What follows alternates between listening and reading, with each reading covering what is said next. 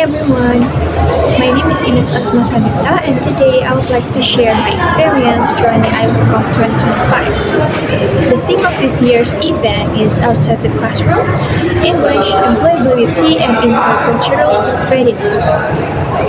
Actually, this was not my first ICALCOM. Last year, I joined as a participant. I sat in the sessions, listened to the speakers, and learned a lot about English for business and communication. But this year, I had a totally different role. I did not come as a participant, but I came as a part of the committee. More specifically, I became an LO or a Liaison Officer. Now, let me be honest with you. My job was not that fancy. I was basically responsible for escorting participants to their venues.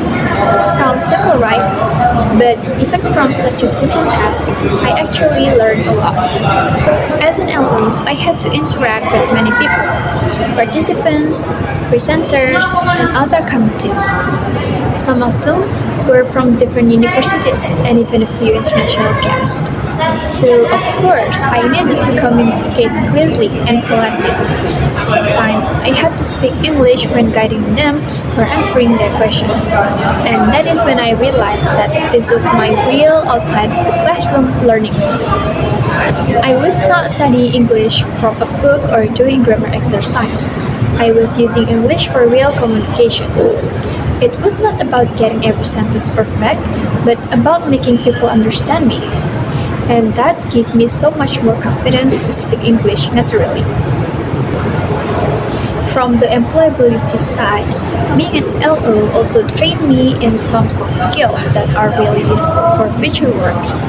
For example, I learned how to be responsible, punctual, and well coordinated. Because if I came late or gave wrong directions, the whole schedule would be messed up. I also learned how to stay calm when things didn't go exactly as planned, such as when a participant suddenly got confused about where to go.